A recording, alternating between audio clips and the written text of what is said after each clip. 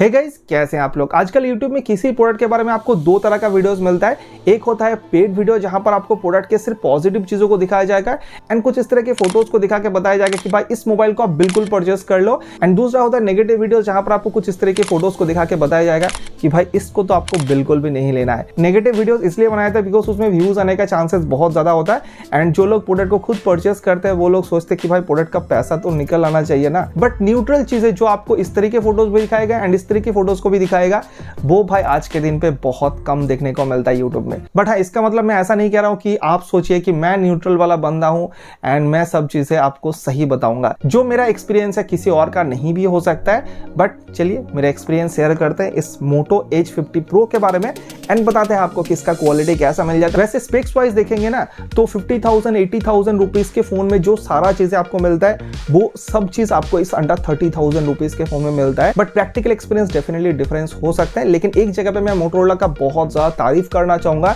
Box के अंदर आपको हर वो चीज मिलता है जो हम एक्सपेक्ट करते हैं, जो हम चाहते हैं जब नया कोई फोन परचेस करता है। और हाँ, एक और चीज बहुत अच्छा है कि बॉक्स को जैसे आप ओपन करेंगे ना तो आपको बहुत अच्छा सा एक फ्रेग्रेंस मिलेगा। इवन जब आप फोन को पहले 1-2 दिन यूज करेंगे तब भी भाई वो फ्रेग्रेंस रहता है। तो चलिए वीडियो में आगे बढ़ते हैं। सबसे पहले बात करते हैं इसके डिजाइन एंड बिल्ड क्वालिटी के बारे में। तो ये टेक्निकली अंडर 30,000 रुपीज के अंदर आने वाला फोन है। अगर आप कार्ड डिस्काउंट के साथ परचेस करते हैं तो करीब 28,000 रुपए में परचेस कर सकते हैं, जैसा कि मैंने इसको परचेस किया। एंड इस प्राइस रेंज में मोस्टली जितना भी फोन अवेलेबल है मार्केट में प्लास्टिक फ्रेम के साथ आता है, बट इसमें मेटल फ्रेम का यूज किया गया। तो यहीं पे एक स्टेप आगे निकल जाता है अगर आप अदर कंपटीटर के साथ कंपेयर करेंगे। देन ये जो लक्स लेवेंडर वाला कलर मैंने परचेस किया, ये वेगन लेदर के साथ आता है। एंड वेगन लेदर की वजह से जब आप फोन को बिना कवर यूज करते हैं तो आपको बहुत ज्यादा अच्छा ग्रिप मिलता है। हाँ, हो सकता है अगर आप बिना कवर का यूज करेंगे तो हल्का हल्का डस्ट ये पकड़ सकता है, बट इनिशियली मुझे ऐसा कुछ नहीं लगा। वैसे आपको और भी 2 अलग अलग कलर ऑप्शन मिल जाता है। जो भी कलर आपको पसंद है आप उसके हिसाब से परचेस कर सकते हैं। लिंक मैं डिस्क्रिप्शन में प्रोवाइड कर दूंगा। जो व्हाइट वाला कलर है वो बहुत दिन से अवेलेबल ही नहीं है। वो कलर मुझे पर्सनली ज्यादा पसंद था, बट इस कलर के साथ फोन को जब मैंने पहली बार देखा तो ये कलर भी मुझे बहुत ज्यादा पसंद आया। बाकी इसका जो लॉक अनलॉक की है ना, इसका पोजिशनिंग मुझे थोड़ा सा ऊपर के साइड पे लगा है। ये 6.7 इंच के डिस्प्ले के साथ आता है तो थोड़ा सा लंबा सा फोन है एंड मेरा हाथ भी काफी लंबा है, बट फिर भी मुझे रीच करने में थोड़ा सा दिक्कत हो रहा था। हाँ, जब आप कुछ दिन यूज करेंगे तो डेफिनेटली आपको कोई प्रॉब्लम नहीं होगा। एंड ऊपर के साइड पे देखेंगे तो यहाँ पर डॉल्बी एटमॉस लिखा हुआ है। तो यहाँ पर जो डुअल स्पीकर यूज किए गए ना वो आपको सराउंड साउंड प्रोवाइड करता है। मतलब कुछ साउंड इस तरह से आएगा, कुछ साउंड इस तरह से आएगा, तो वो फील आपको इसके साथ मिल सकता है। एंड जो स्पीकर का लाउडनेस है वो मुझे काफी अच्छा लगा। तो डेफिनेटली स्पीकर काफी लाउड है। मैं YouTube में वीडियोस वगैरह देख रहा था, मुझे बिल्कुल भी प्रॉब्लम नहीं लगा। एंड ये कर्व डिस्प्ले वाला फोन है तो कर्व डिस्प्ले भाई नॉर्मली ज्यादा प्रीमियम फील देता है जब आप उसको यूज करते हैं। साथ ही अगर आप देखेंगे तो पीछे के साइड से एंड सामने के साइड से जिस तरह से ये कर्व होकर आता है ना, उस वजह से फोन को जब आप हाथ में होल्ड करते हैं ना तो काफी अच्छा आपको एक कंफर्टेबल ग्रिप मिलता है। एंड फोन का वेट है 186 ग्राम के आसपास एंड काफी स्लिम भी है। तो डेफिनेटली जो डिजाइन है, जो बिल्ड क्वालिटी है, वो मुझे काफी सॉलिड सा यहाँ पर लगा है। एंड डिस्प्ले में गोरिल्ला ग्लास विक्टस का प्रोटेक्शन दिया गया है। साथ ही इसमें IP68 का रेटिंग भी आपको मिल जाता है।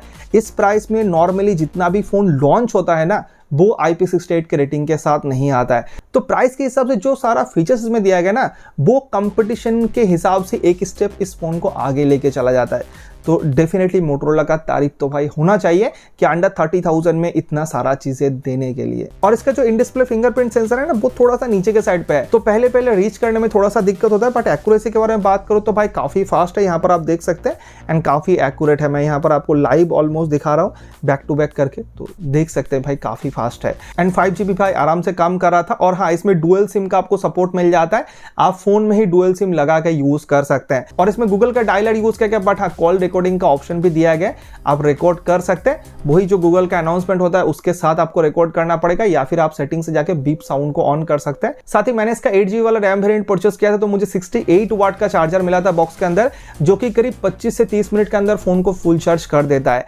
एंड मुझे बिल्कुल भी नहीं लगता कि आपको 125 वाट का चार्जर का जरूरत है। भाई उतना फास्ट चार्ज करके क्या ही करोगे आप, इलॉन मास्क थोड़ी ना हो। और 12GB के लिए आपको एक्स्ट्रा 5,000 रुपए पे भी करना पड़ेगा। मेरे हिसाब से ये 8GB वाला वेरिएंट ज्यादा वैल्यू फॉर मनी है अगर आप प्राइस के हिसाब से देखेंगे। एंड वही नहीं, इसमें आपको 50 वाट का वायरलेस चार्जिंग का सपोर्ट मिल जाता है। साथ ही 10 वाट का रिवर्स वायरलेस चार्जिंग का सपोर्ट भी आपको मिल जाता है। एंड ये भी आपको इस प्राइस रेंज में लॉन्च हुआ किसी भी अदर फोन में देखने को नहीं मिलेगा। इवन 50 वाट का वायरलेस चार्जिंग तो भाई 50-60 हजार रुपए के फोन में भी नहीं मिलता है। तो प्राइस के हिसाब से ना मोटोरोला भाई किल कर दिया है यहाँ पर अगर आप किसी भी अदर फोन के साथ कंपेयर करेंगे, जो सारा भर भर के इसके अंदर स्पेक्स दिया गया है। एंड अगर डिस्प्ले के बारे में बात करूं तो इसमें आपको 6.7 इंच का एक POLED डिस्प्ले मिल जाता है 1.5 के रेजोल्यूशन के साथ ही 144 हर्ट्ज रिफ्रेश रेट का सपोर्ट भी आपको मिल जाता है। तो डेफिनेटली जब आप इसको यूज करेंगे तो काफी स्मूथ आपको फील होगा, चाहे वो UI में कुछ भी हो या फिर फेसबुक यूज कर रहे, इंस्टाग्राम यूज कर रहे या फिर कोई भी एप्लीकेशन यूज कर रहे, आपको बहुत स्मूथ एक्सपीरियंस मिलेगा। एंड अगर आप ऑटो में यूज करेंगे तो भाई ये ऑटोमेटिकली स्विच करते रहता है।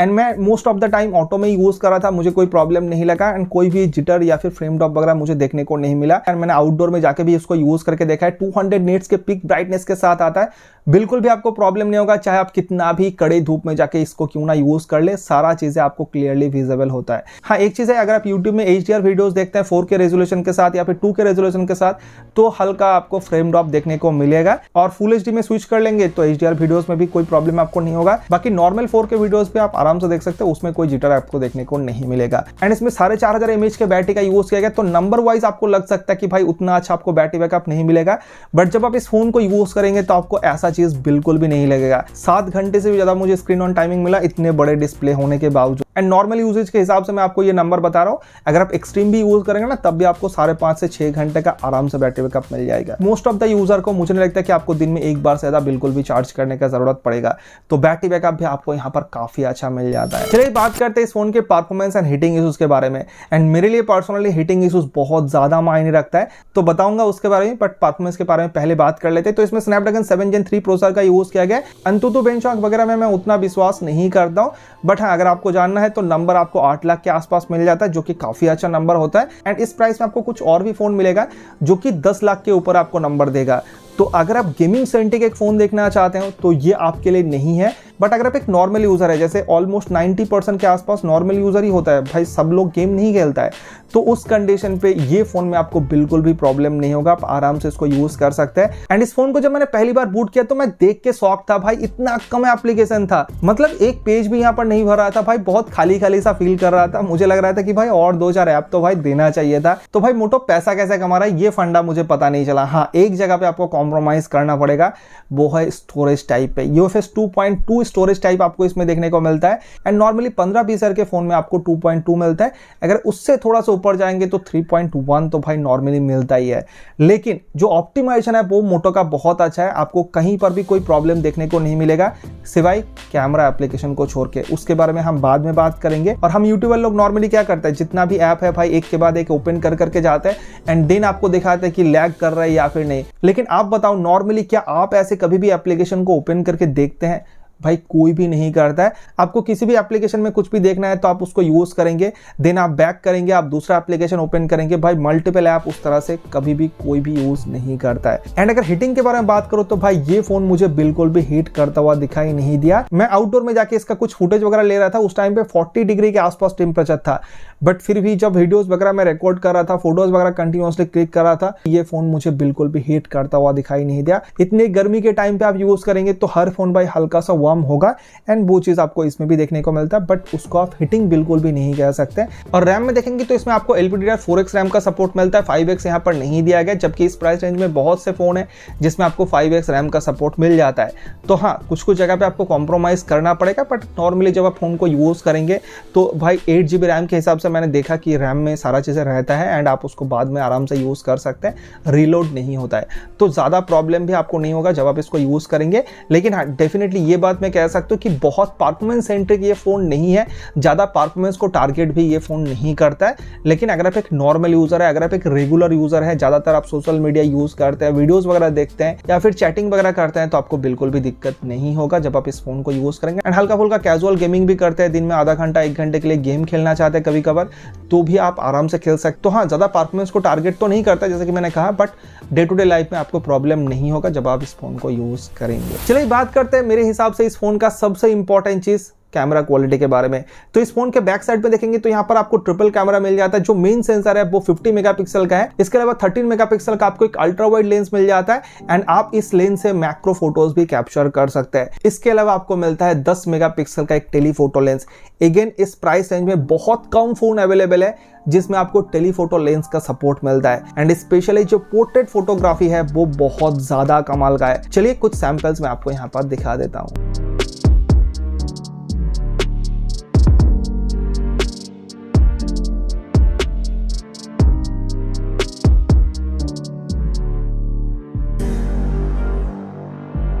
24mm, 35mm एंड 50mm का जो ऑप्शन मिलता है वो मेन सेंसर से क्लिक होता है, एंड 85mm में क्लिक करेंगे तो वो टेलीफोटो लेंस से क्लिक होता है। 3x जूम आपको मिलता है तो थोड़ा सा आपको दूर से क्लिक करना पड़ेगा, बट जो क्वालिटी है वो बहुत कमाल का निकल के आता है। हाँ, पोर्ट्रेट फोटो प्रोसेस होने में थोड़ा सा एक्स्ट्रा टाइम लेता है, तो आप multiple photos back to back click नहीं कर पाएंगे, थोड़ा सा आपको वेट करके क्लिक करना पड़ेगा। अगेन मैं कहना चाहूंगा, आप कोई इलोन मास्क तो नहीं हो कि भाई आप 2-4 सेकंड वेट नहीं कर सकते। अगर आप बजट में एक बेटर क्वालिटी एक्सपेक्ट करेंगे तो आपको कहीं ना कहीं थोड़ा सा कॉम्प्रोमाइज तो करना पड़ेगा। तो यहाँ पर आप मान लीजिए कि आपको थोड़ा एक्स्ट्रा टाइम पे करना पड़ेगा जब आप कैमरा को यूज करेंगे। एंड कैमरा में हल्का सा लैगिनेस भी मुझे देखने को मिला है, ये स्पेशली जो UFS 2.2 स्टोरेज टाइप यूज किया गया उसी के वजह से हो रहा है। और हाँ, एक वीडियोस में यूट्यूब में देख रहा था, वो कह रहा था कि पोर्ट्रेट लेंस में स्विच करने में दिक्कत आ रहा है, बट मुझे ऐसा कोई भी दिक्कत नहीं मिला। आप यहाँ पर एग्जाम्पल के थ्रू भी ये सारा चीजें देख सकते हैं। तो डेफिनेटली भाई पोर्ट्रेट फोटोज बहुत कमाल का लगा। एंड अगर मेन कैमरा की बात करो तो कुछ एग्जाम्पल आप यहाँ पर भी देख लीजिए।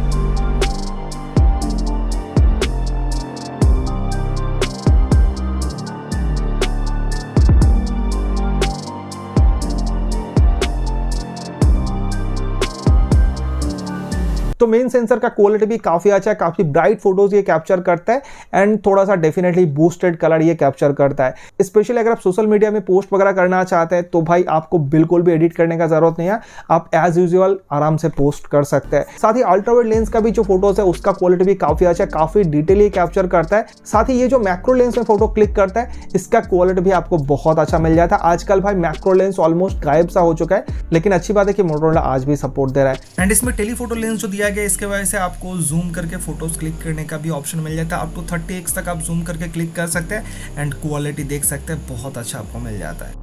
एंड फ्रंट कैमरा में देखेंगे तो यहाँ पर आपको 50 मेगापिक्सल का एक फ्रंट कैमरा मिल जाता है। चलिए कुछ सैंपल्स पहले देख लेते हैं।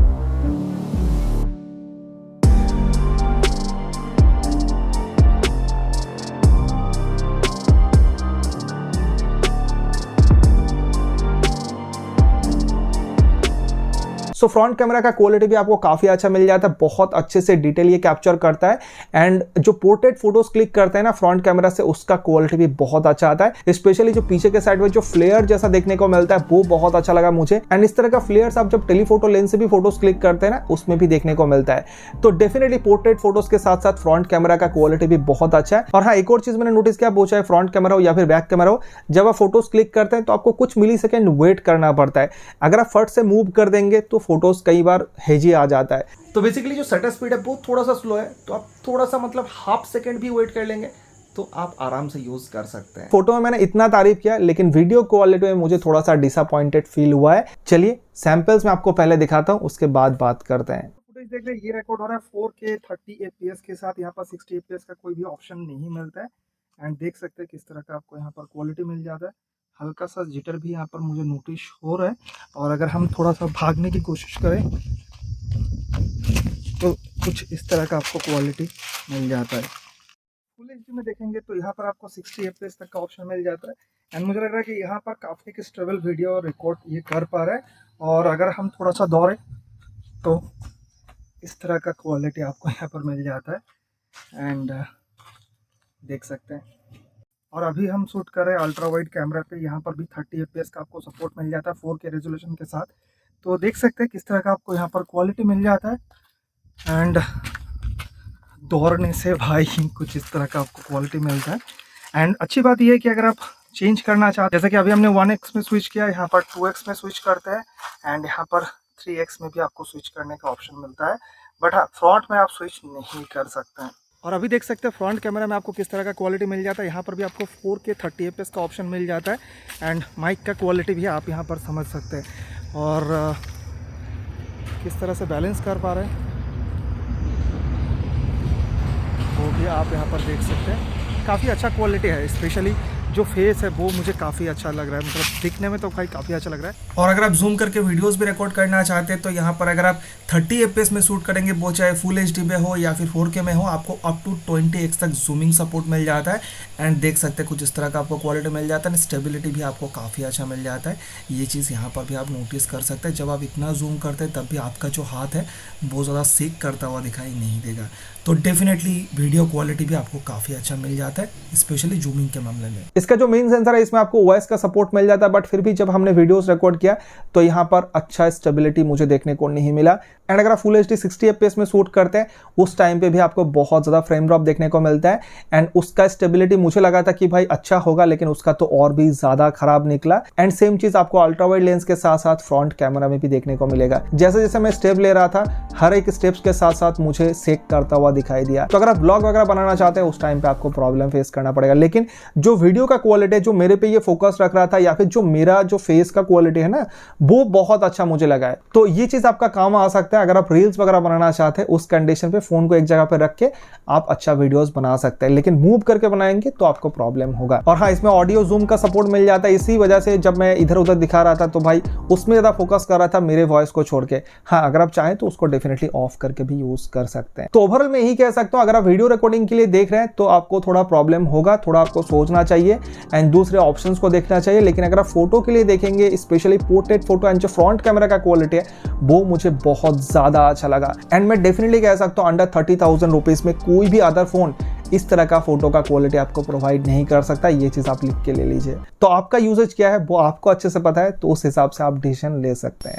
सो गाइस, फाइनली हम वीडियो के एंड में पहुंच चुके हैं। यहाँ पर अगर आप बॉक्स में देखेंगे ना तो आप देख सकते हैं फ्लिपकार्ट का जो स्टिकर लगा हुआ रहता है ना सभी प्रोडक्ट के अंदर, वो यहाँ पर लगा हुआ है। बेसिकली मेरे एक दोस्त ने इस फोन को परचेस किया था मेरे सजेशन पे, एंड जैसे डिलीवर्ड हुआ बस मैं लेके आ गया। एंड ये सब बात मैं इसलिए कह रहा हूँ ताकि आप समझ सके कि भाई ये कोई स्पॉन्सर्ड वीडियो नहीं है। जो भी हो, एक चीज मैं डेफिनेटली कहना चाहूंगा कि अंडर 30,000 रुपीज में अगर आप एक फोन परचेस करना चाहते हैं तो करंटली मेरे हिसाब से Moto Edge 50 Pro the best है जितना भी मार्केट में अवेलेबल है।